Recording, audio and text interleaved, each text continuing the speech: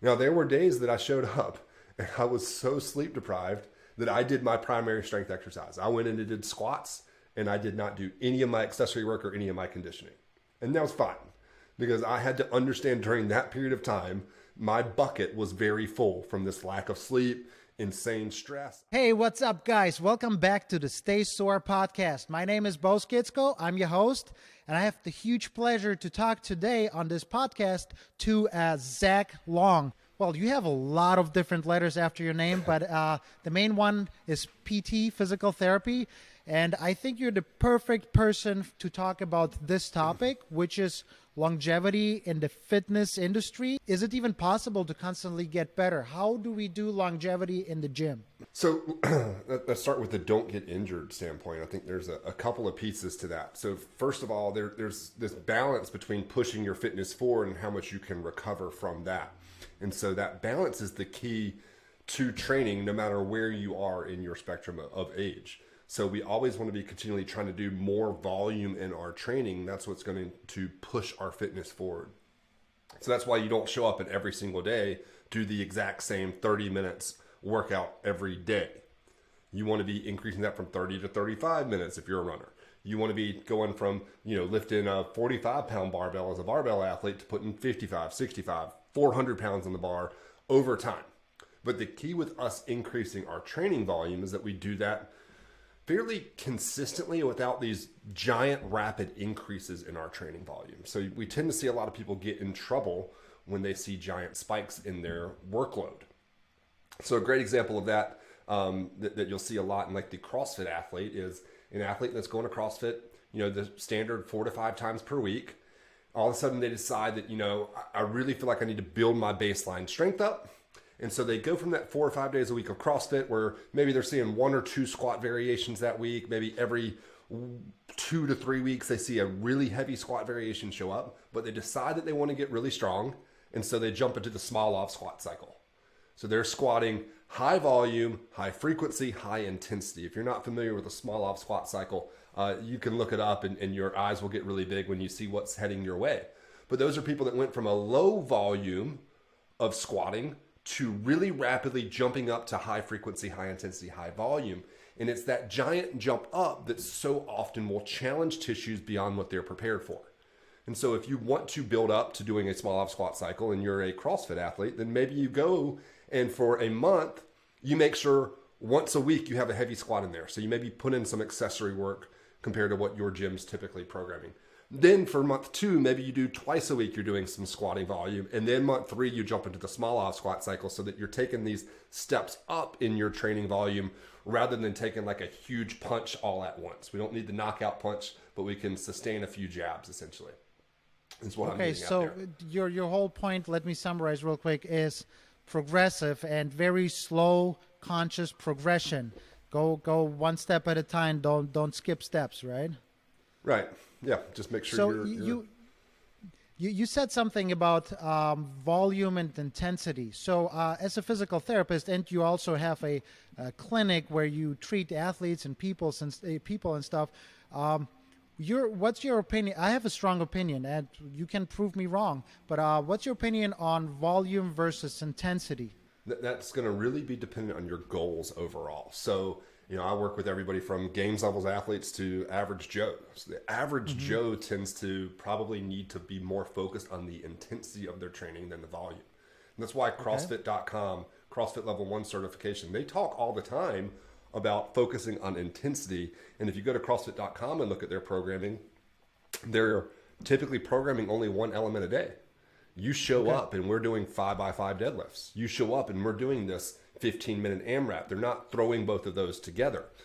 And I think that's probably what more people need to focus on is the intensity piece in the CrossFit space than the volume, where they're trying to throw in a strength piece, a gymnastic skill piece, then the Metcon, then some accessory mobility work. I think they get to where they're just spreading themselves really thin with that volume. And what I tend to see happen with people that are throwing too much of that in is that something has to give. You can't go in and do super heavy back squats and then hit Fran right afterwards and expect that intensity of Fran to be as hard as it could be and should be based on the intended stimulus that Fran should have. because you're already going to be pretty pre-fatigued from those heavy squats. Yeah, So in our a lot general of my- population, I tend to bias them towards the intensity piece. If you're competitive, though, you've got to be prepared for a high volume and the ability to see high intensity at high volume. Because if you're going to, for instance, my business partner, she was getting ready to do the Legends competition at Mayhem. And they were doing, I think, 3 workouts a day for 4 days. So she's got to be prepared for a high volume in a very relatively short period of time. So her training needs to reflect that a little bit. So she's going to be doing multiple pieces in her program. She's going to be pulling some days where she does 2 or 3 workouts. It all depends on the goal. It all depends on the goal, like you said. Well, for my average client here, the average person who wants to be healthy, wants to be fit, the Mrs. Jones, but also some high school athletes and stuff, would you say that focusing more on intensity, focus on one thing and do it really well, that workout would be a smart approach? Yeah. I would much rather people focus on one thing, all out intensity on that one thing. And then if you show up and the day's workout is only 5x5 deadlifts, you can go hard on those deadlifts. You have a good amount of time to warm up, to practice your technique, and then really get after it with intensity in that. And then you still have enough reserves in for where if you have some very specific weaknesses in your fitness game, you can get after them. So say you come into CrossFit as a former power lifter. You probably don't need a lot more maximal strength to have the well-rounded fitness that CrossFit's trying to develop. But you show up that day, you do your 5x5 deadlifts, maybe then because you haven't overtaxed your body, maybe you can do some slow, steady state cardio. You can work on your zone 2. That stuff that powerlifters never do, that's a hole in that person's current fitness capacity. Or in the opposite end of that, a marathoner comes in, they see a day that's pretty long in the cardio perspective, they're going to do great in that workout. Well, maybe they need to, at the end of that day, spend a little bit more time focusing on their mobility because our endurance athletes tend to be a little stiffer. Maybe they need to do a little bit of accessory strength work to fill that hole in their game. But if we focus on the intensity with a little bit of accessory volume, that tends to be my bias towards our general population people. I love it, and I completely agree with you, and that's what I'm trying to run in my gym is let's have a focus, and then a few supplemental corrective or whatever the weakness is, a few supplemental exercises around that main either movement or just element, like focusing on fatiguing your nervous system or your muscles or heart and lungs, whatever it is, and then a few supplemental exercises around it. So let me ask you this. When I have clients come in, and we don't do CrossFit, but we have elements that are very familiar, similar to CrossFit, right? I know you work in the CrossFit world, but movement is movement. The body moves. So when, let's go to the less athlete, but more like common in the regular world person, the Mrs. Jones comes in and tells me, am I too old to work out? What would you answer? I mean, I know what I would answer. I want to know what you would say. Am I too old to work out? Should I lift weights at 70? How do I stay safe? Yeah. So no, you're not too old to work out. I mean, ultimately what you want to do with Mrs. Jones is get into understanding a little bit more about her and what she cares about. Mrs. Jones has a dog and she's got to carry that dog food into the house. Mrs. Jones, her husband's passed away. She's got to now take care of the entire house by herself. She's got to be able to carry her laundry basket from the laundry room down in the basement, up a flight of stairs.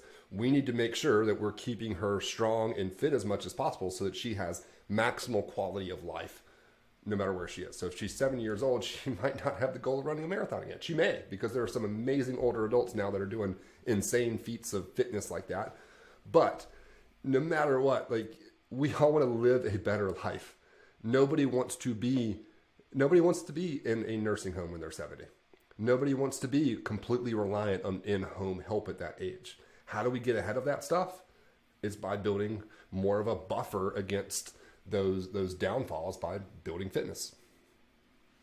Yes, absolutely. And I have, like you said, some of those amazing people that figured out how to take care of themselves and be strong and fit and enjoying life, not just waiting for it to happen, you know? Yeah. So definitely. So not too old. How do we, let's go to the other spectrum, like 18, 20-year-old starts working out. How do you educate and preach that young person so that young person has a lifetime full of fitness without or minimizing injuries? How do you preach and teach somebody to like work out till they're 70, 80 and feel fine with it, not having torn, broken bodies? Yeah, so I like to kind of bring up the analogy of sprinting versus jogging. Do you want to go fast or do you want to go far? And so think of this as a long-term thing here. So often when individuals start working out, they go all in for a short period of time. They do a little bit more than what is sustainable for them, not just from an injury perspective, but from a time perspective, from a mental energy perspective. So they start going to the gym, they fall in love with it, they end up going to the gym 5 days a week for 2 hours. They get injured or they get burnt out, whatever. I would much rather you, instead of sprinting all out for 50 meters and then needing several minutes to recover from that fast sprint, I'd rather us take a nice jog and let's make sure we can find a level of training that we can sustain long term. Again, both from injury, mental health, time standpoint, because it's the people that hang in there long term and see those small jumps continually that over the course of 1, 2, 5, 20 years make it the furthest in their fitness journey. So we want to do everything we can to make sure you can stay consistent there and not get derailed by those other things. I understand. So the main word here would probably be sustainability. Find what you can do and continue doing for the next 5, 10, 50 years. Find your rhythm. And how do you feel about teasing your limits to become better? Do you have to push hard to become better? Do you have to one-up your last workout? What do you feel about that? How do you become better? Do you have to one-up every single workout? Absolutely not. Do you have to regularly see improvements in different metrics? Yes. So you don't need to hang your hat on every single time I go into the gym, I must PR. You're going to have bad days. You're going to have bad training cycles. There's going to be a number of different things that throw you off. Like you have a bad night of sleep, and I can pretty much guarantee you your force output for a maximal deadlift or for a hard conditioning piece, whatever it is, a bad night of sleep, bad day of nutrition is going to reduce your capacity in that workout. So don't hang your head on every single workout, but we certainly want to be tracking different fitness metrics depending on what your goals are and making sure that regularly over time we're seeing improvements in that. Awesome. Yeah, well, to support your idea, I always tell my clients on a good day, when you feel really good, you had good nutrition, good sleep, hit a new PR, personal record. On a bad day, just move and maintain and just get some blood flow. And then when you feel good, once a week, maybe twice a week, maybe once a month if you have a bad month. It doesn't matter. When you feel good, you hit a new PR. If you don't feel good, keep moving to feel good. I call some of those habit days. So I tell people all the time, it's okay if you show up and you did not feel like doing it today for whatever reason, but you showed up and you sweated a little bit, you didn't PR, you maybe had to scale down what everybody else in the class was doing or what was programmed for you that day, but you showed up and you still did some work. And maybe you half-assed it. Maybe you went at it at 75% because you just really weren't feeling it. But guess what? You still made it part of your day that you're doing something for your fitness and you're ingraining inside of yourself long-term that this is the thing you do, even if today wasn't the optimal day for that or your best version of yourself. Got it. So we're talking about longevity and how can we keep moving throughout their whole life and having the quality of life through health, physical health. So would you, I know you're not a nutritionist, you're probably not a sleep scientist, but we both, and you maybe even more so because you're physical therapy, have some knowledge of the general ideas of this stuff. So what would you say are the main components to live a good quality life, the whole life from born to old, physically, to be able to be moving and stuff? So what are the main components? Between your strain and your recovery. So we've talked a lot about the strain so far. Your recovery side, to me, is kind of three components. It's your sleep, it's your nutrition, it's overall lifestyle stress. So I do regularly have conversation with people about this. I'm not a nutritionist, so I don't ever sit down and write people custom meal plans, but I for sure have conversation with people nonstop about that. For me, it's overall fairly simple in terms of what I have discussion with people on in terms of nutrition. So number one, it's us looking at total protein intake. If you're a resistance trained individual, we want to be somewhere between 0.7 and 1.2 grams of protein per pound of ideal body weight. So if you're, a little overweight, it might not exactly be, on average, that's 1 gram per pound of body weight. But if you're, if you have 50 pounds of fat that you need to lose, you probably don't need to eat that extra 50 grams of protein. You'd be a little bit below that. But I like to start there. Because if we're resistance training, we're breaking down muscle proteins. We need to have muscle protein or protein in our body and those amino acids to then rebuild those tissues that are getting broken down by our fitness. So let's make sure we're getting enough protein. I'm always shocked at how under-fueled in terms of protein intake some of my athletes are. And then the second thing we're going to have discussions on is just your general total caloric intake and just having basic understandings of calories in versus calories out and finding that balance. So one thing that I have a lot of my athletes do, again, I don't write custom meal plans, but I have them start tracking with something like MyFitnessPal, their protein intake, their total calorie intake, and then just every single week taking their fasted weight and waste one day a week and just looking at trends of that over time. And I'm really surprised so often, and I work very much primarily in the CrossFit population, but so often I find CrossFitters that we start upping their calories and they go from eating 2,000 a day to 2,250 to 2,500 to 2,750. And we add 750 calories to their diet and they don't gain any weight. And I'm like, yeah, man. The body slowly adjusts and starts burning those calories and starts using them more efficiently. Or that's instead the of 750 more calories that their body could have used towards recovering from their training a little bit faster, to be more prepared for that next training cycle. I'm surprised at how often people are just under eating quite a bit. And so I just like to find that balance, and then based on what their But we're goals are, talking about good quality calories, right? overall good quality calories. Yeah. I'm just saying it's not like, I oh, keep good, mine. This is about the a extent slice of of pizza. This is about the extent of what I talk to people about. So I'm pretty much in the same boat here. I could go a lot agree more with you. in depth on that with them, but I think overall, like in terms of my shoes and what I need to be doing in people's journeys, it's total calories and protein intake tends to be my focus. If people have difficulties getting rid of certain things in their diet, then I'm going to refer them to somebody else versus going a little bit more in depth. So we have those discussions. Yeah. Then the second thing we have is sleep. Like people need to be sleeping 7 to 8 hours a day. If you're an active individual, and most individuals are falling far short of that. So we got to get that up. And there's just an insane amount of research out there on sleep quality and what it does for your performance, what it does for your recovery, what it does for your hormone levels. It's absolutely nuts. Like one of my favorite research studies on sleep actually has to do with pain. So they have individuals that they put them in sleep deprivation. So they basically keep them awake a lot more than they're used to. And then they take what's called pain pressure threshold. So they press down on their skin and they add more and more and more weight until that person says that the amount of pressure from being poked is painful. And what they found is that people that are sleep deprived have more pain in their pain pressure threshold testing. Like it takes less pressure for that stimulus to become painful. There's another awesome study where they took college basketball players. They sleep deprived them. And over the course of several days, they had those athletes shoot free throws and they had them write down how good they felt. In the first few days of being sleep deprived, they would report that they felt pretty bad. After a few days, though, they would say, you know what, I feel like my normal.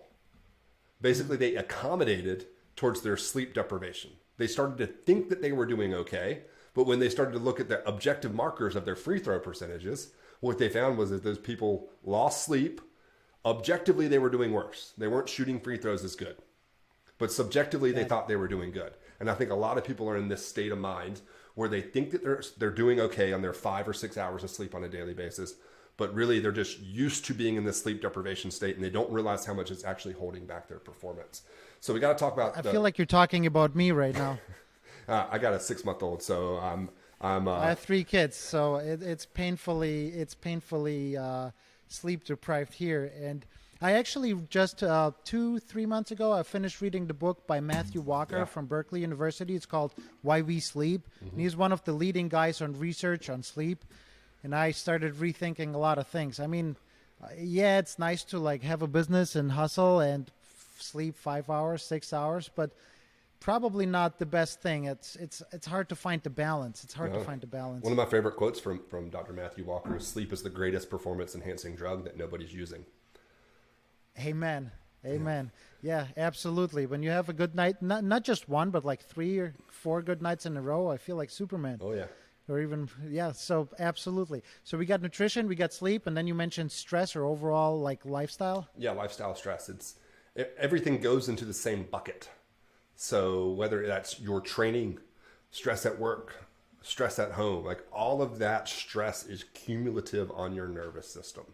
And so I think people also need to pay attention to during certain life cycles, your training might be slightly different. So like I just mentioned, I got a 6-month-old at home. Those first 2 months were brutal. This is my first kid. I read stuff on how bad it was going to be. People told me. I didn't believe it until I actually got it. So there was for sure a 2-month period there where a lot of my workouts were habit workouts, like we talked about earlier. Like I still got my 4 to 5 days in every single week. Now there were days that I showed up and I was so sleep deprived that I did my primary strength exercise. I went in and did squats and I did not do any of my accessory work or any of my conditioning. And that was fine because I had to understand during that period of time, my bucket was very full from this lack of sleep, insane stress. I was still trying to get a decent amount of work done in those first 2 months. Because as a business owner, you can't necessarily just turn it off and go on paternity leave, as you know. Yeah, I know. So my bucket was pretty full, and you can't just overflow your bucket all the time. So I backed my training back just a little bit, but I still stayed at it. You just got to think of everything overall there.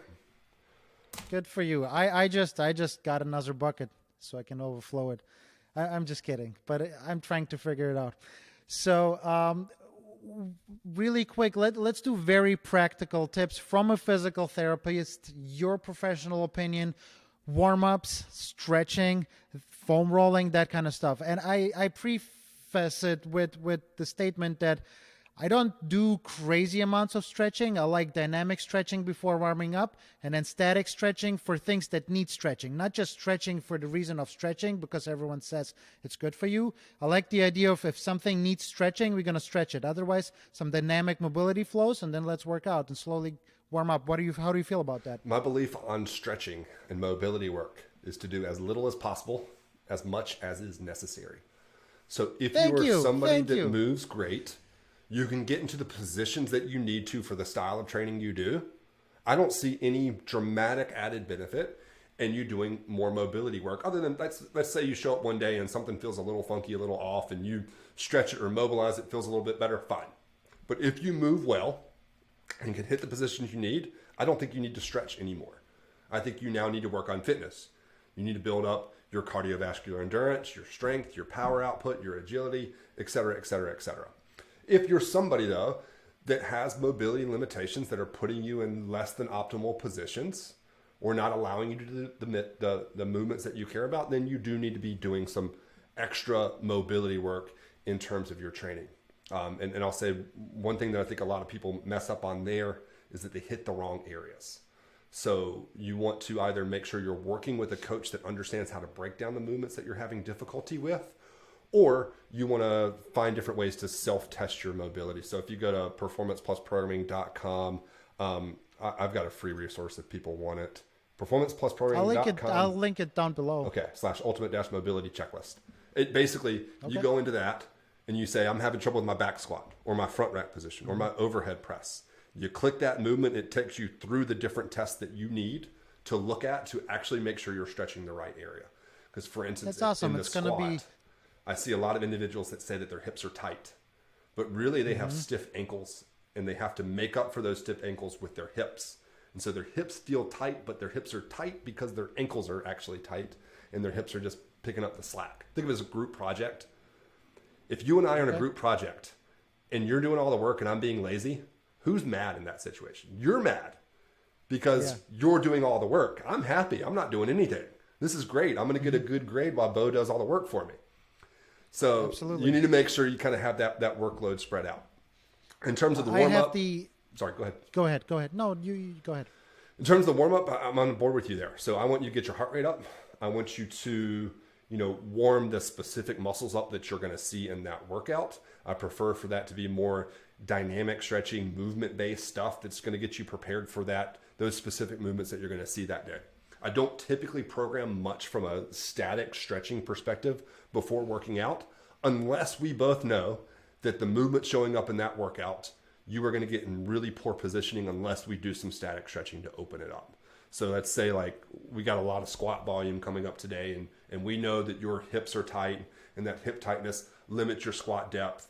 Then maybe we do some static stretching beforehand. There's research out there showing that, static stretching might decrease your force output a little bit afterwards, but realistically, for guys like you and I, and most of the people probably listening to this, we are not elite athletes.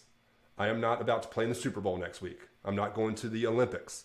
Me losing a little bit of force output for the benefit of being in slightly better positions is probably worthwhile for us. Yeah, I understand. I totally love your approach simply because it matches my approach. So I'm just saying you're right because you think how I think. I feel the same way when I read a research study that supports my biases. I love it. Yeah, I think you need to stretch when you need to stretch, not just for the reason to stretch. And I also love what you mentioned. A lot of times you need a coach or professional because people stretch the wrong things. Mm-hmm. Like if you tell somebody to stretch and they just bend over and reach for their toes. I mean, it can be a good stretch, but that doesn't fix everything in your body. Right. There's better ways to do things. You know, my lower back is so tight. Well, maybe we shouldn't stretch your back. Maybe we should stretch your hip flexors and stuff. You know, that I see that almost every day. All right, foam rolling. Foam rolling is, so foam rolling and almost any other like more passive thing like that, like getting a massage, all of those things do a great job of temporarily reducing kind of your muscle tone. They temporarily allow you to access a little bit more range of motion. So let's take advantage of that, but we have to understand that it won't create permanent changes in somebody's movement capacity. So I tend to like to, from a mobility perspective, kind of package things in three ways. We open up range of motion through foam rolling, through static stretching, things like that. Then we want to load it. So let's say we're working on your shoulder mobility. Let's say your lats are tight. Mm-hmm. We foam roll your lats. We stretch your lats. Now I want to do something where we actually work on, we've opened up some motion. Now let's get strong in that motion. So maybe we do an overhead carry or something like that. And then we want to integrate it into whatever movement pattern we care about. So if you're then trying to improve your lat flexibility so that you have a better overhead press, then let's get a bar and let's actually do some overhead pressing with it. So we open it, we isolate that in range, what we open up, and then we integrate it into the movement patterns we actually care about. So I like to hit those 3 steps. Love it. Love it. Last piece of advice for the average person who wants to live a healthy, physically healthy life. Piece of advice that people overlook. Anything? What do you see people lack the most? American society. I think people just need to find what they love. And there's so much debate over what's the best way to train. And really, the best way to train is whatever you're going to stay with long term. So if you like jogging, go for a jog. If you like CrossFit, throw some weights around. And if you like powerlifting, put some plates on that bar and try to get it done right. Preferably throw a little bit in of the stuff you don't like. So if you like running marathons and you're not doing strength work, you're holding yourself back in your marathon training and opening yourself up to injury. Vice versa. If you like powerlifting, if you just want to be the biggest bench squat deadlift ever, some zone 2, long, slow, steady state cardio will also help you recover a little bit more from the stuff that you actually like. So do a little bit of the stuff that you don't like, but really find the thing that you love that you can sustain long term. And just keep moving, right? Yep. Awesome. Zach, thank you so much for being on the podcast.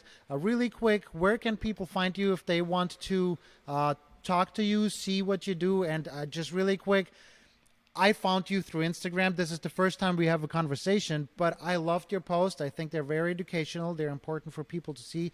Guys, subscribe to Zach, but where else can they find you? Where do you want to send people?